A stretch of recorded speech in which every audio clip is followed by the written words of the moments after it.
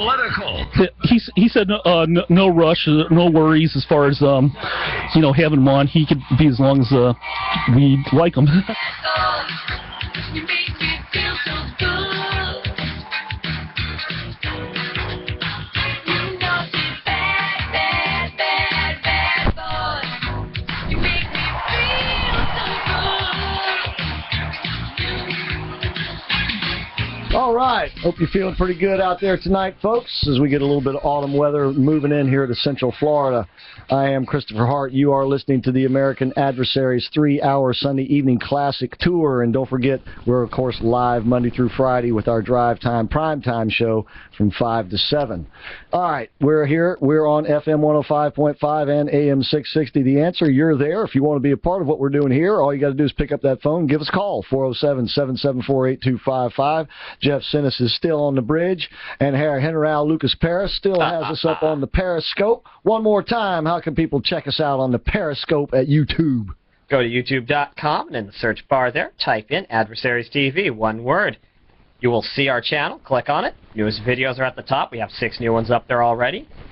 Older ones are in descending order. Come to Periscope Depth, the American Adversaries. All right, we still have a special guest on the line with us right now, and of course he is the current Global Force Wrestling World Champion. He's also been TNA Champion. He beat Jeff Hardy, and he's also beaten Sting. Matter of fact, beat him so bad he sent him into retirement.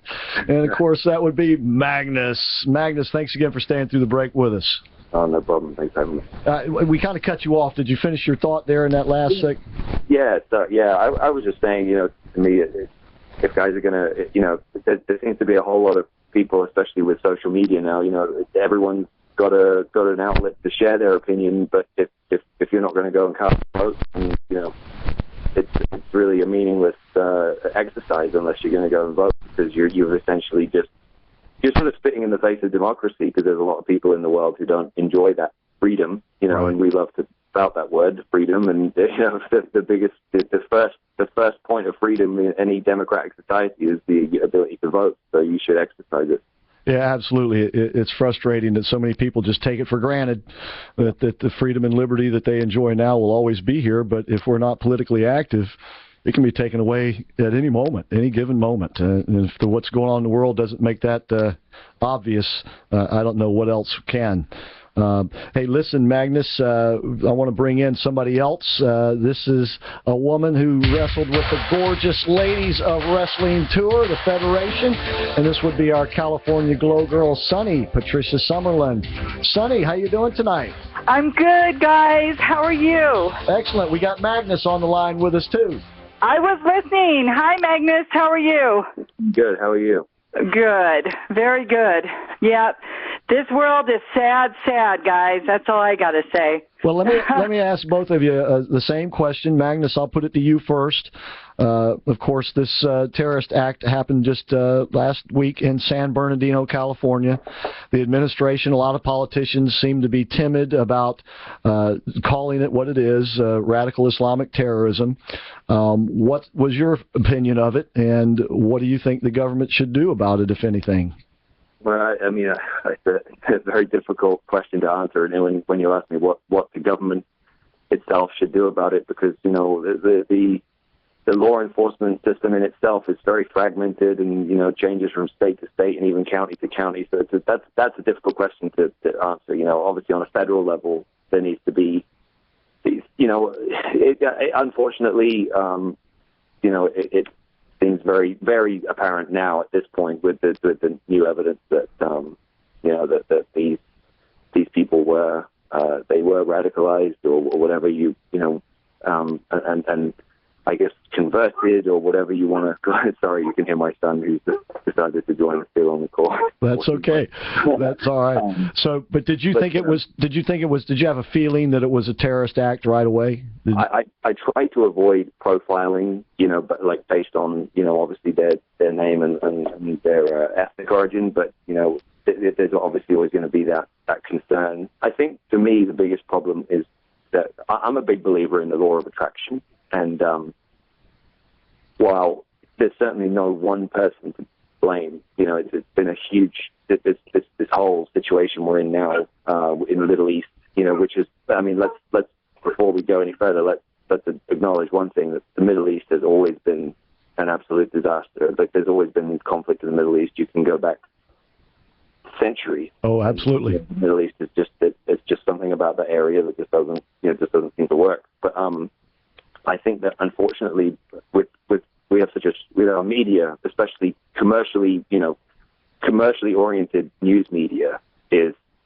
to me, a big problem with not only this attack, but with all of these mass shootings. And there's been too many. You know, one is too many. But there's been a real issue to me with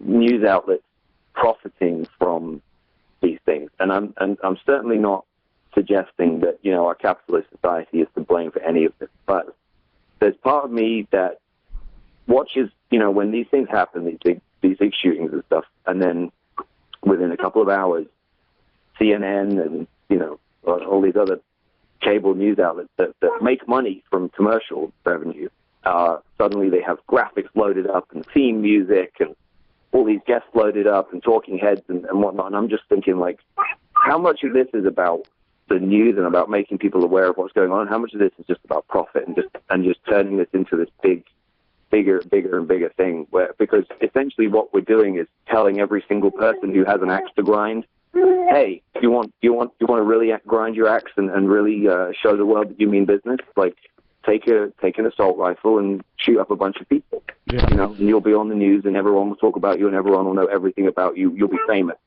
You know, and that's a big problem to me. Yeah, and Donald Trump said something very similar in an interview today. He said that the press is making this problem worse. It tends to make these bad guys, and he says you call them masterminds. You give them these words that make them seem like they're these, smart, motivated, or politically motivated people, when really all they are is a bunch of thugs or something. Absolutely. And it's a big part of the problem.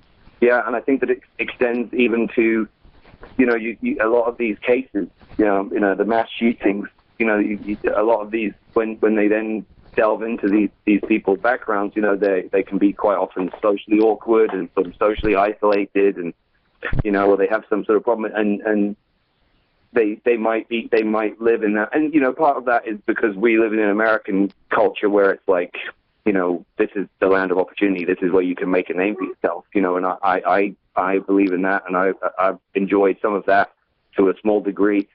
But unfortunately, it also breeds that, that idea of entitlement, and everyone then thinks, I deserve better than this, and I'm going to show the world, like, that, Right. That, unfortunately, there's always going to be people who want to commit suicide, that's just Morgan Freeman wrote a really, really great piece on this, and I'm sort of paraphrasing it, but he basically said, as much as we love to believe that everybody's happy, there's always going to be someone who's not, and commits the ultimate act of unhappiness and ends their own life and takes their own life. But unfortunately, as we start to make martyrs and make these people famous and turn them into these sort of pseudo celebrities, these sort of almost these sort of strange cultural icons in a way, we're encouraging more and more people who live in that mentality that, it's don't just kill yourself. Take a bunch of innocent people with you too, right. And then they'll remember you forever. And that, to me, is a huge problem. Yeah. Let me bring Sonny in on this. Sonny, now, of course, you lived in Southern California, Los Angeles, right there, real close to San Bernardino, practically all your life. First Yes. of all, do you happen to know anybody that lived or worked in that area, and what was your first reaction?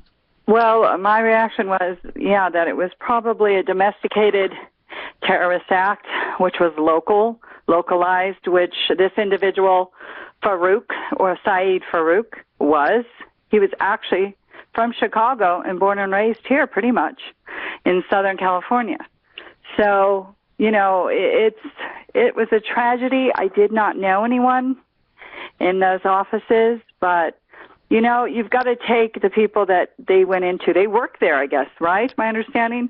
Yeah. One guy did, but Yeah. they're disabled. These children were in there, adults. They attacked, not only innocent people, but people that in general have a hard time in life. Yeah. What do you That was heartbreaking. Yeah. What do you think about Magnus's point that, we're sort of celebritizing these people, which inspires more of them to do that? Oh, yeah, it's glorified. Glorified. The news takes it tenfold up all the way, 100%. If it was 20%, it's going to be 50. If it's 50, it's going to be 100. Because that's a news job. I mean, like us on the radio, it's not as bad, but the newscasters, they take it and they're like, wow, stop the presses. The world's going down. This is it. This is the biggest thing. They take these guys and make them God, and they're actually, these guys aren't. They're criminals. They ought to be treated like criminals.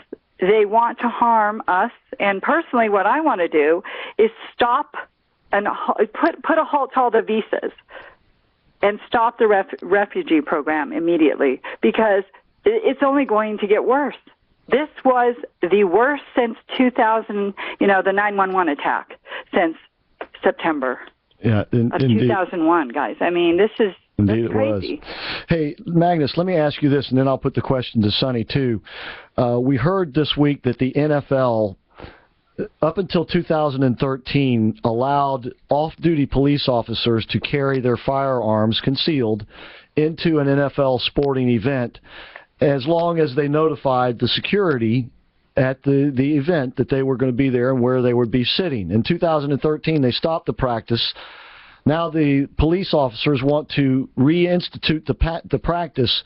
Would you like it if there were off-duty police officers in an arena where you were wrestling to know that they were actually armed just in case of something like this? Would that make you feel more or less comfortable as a wrestler, Magnus? I think it would. I think it would make me probably more comfortable. But I'm friends with a number of cops, and I can say for sure that if any of those guys came to me and said, "Hey, I'm going to come to the building tonight, off duty, but I'm going to keep I'm going to bring my weapon," obviously I would, feel much safer about that. Do you think then that places that have and post that they are gun-free zones are actually making it more dangerous for the patrons and the people who are there? It's a tough one for me. I have an interesting sort of perspective on this, and I'm still, I've been here for 5 years, but I'm still sort of acclimatizing to the gun culture, because you're from England. In the UK, there's very, very strict, gun laws, and just, it's just not a part of our culture. There just isn't. People just don't have guns, and people don't have this sort of strange attachment to their weapons that there seems to be here in the U.S. And I understand it and respect it to a degree, in the sense that it dates back to the Constitution, and there's part of me that understands that, but at the same time I also say, well, that was centuries ago when things were very, very different, and we had a very different set of laws. To your point, though, I think that unfortunately we've created, we create our own reality, in the sense that going back to what I said about the media and glorifying, these different attacks and these different people, and turning these, making these stories almost into like miniature movies, getting hours and hours of content that they can make millions of dollars from. Yep. Maybe at this point we've created a situation where now we're attracting more and more of it, and by then, if you are advertising somewhere, I guess, as a completely gun-free zone, it does seem to make it a little bit vulnerable to that one person who says, "I've decided I'm going to go, kill a bunch of people and then kill myself." Because that's the problem. Is, like, honestly, that there's nothing more dangerous than someone who's willing to die, in order to create carnage. Like, if someone was going to come and take a bunch of hostages, or wants to kill people but doesn't want to die themselves, it's a totally different thing. If they're not afraid of the consequences, however, you completely eliminate really the basis of our law and order system, and that's unfortunately where this radicalization comes into play more than anything. I mean, obviously not all of these people are radicalized by the Islamic State or anything like that, but it does it is a situation where if someone thinks I'm going to go kill a bunch of people and then kill myself, I mean, why are they worried about if the cops turn up or not? Right, exactly. That's a scary situation, and that's why overall, while I see both sides of it and try and weigh up everything, and I believe in bipartisan politics. I don't affiliate to one particular party. I'm more of a fiscal Republican, but more of a social Democrat. So yeah. it's kind of like but I do believe that overall we started this stuff in the Middle East. We have to we have to go and get rid of these guys at the source, and we have to go and take care of this issue, because every person that they take and brainwash and convince to kill themselves at the expense of killing hundreds of thousands of innocent people is that has to be stopped. I mean, like, before anything else. Yeah. Hey, listen, Magnus, we're up against another break, so I'm going to let you go. Thank you so much for being with us tonight, and I hope you'll come back and be on the show again. Absolutely. Thanks, guys. Hey, really quick before I let you go, though, was that defeating, when you got Sting to tap out, was that your biggest victory, or was it winning the World Championship belt?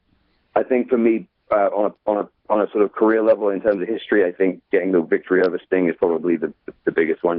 Titles come and go, and titles are sort of a one thing that it's your job for a while to hold the belt, but to be one of, I think there's only me and Bret Hart are the only people that have submission victories over Sting. That's right. History. It's a pretty cool feeling, man. That's right. It must be. Of course, you are now a legend in beating that legend. So congratulations, and congratulations to you and Mickie James, and I hope you have many, many years of happiness together. Thank you very much. And I look forward to having you back on the show.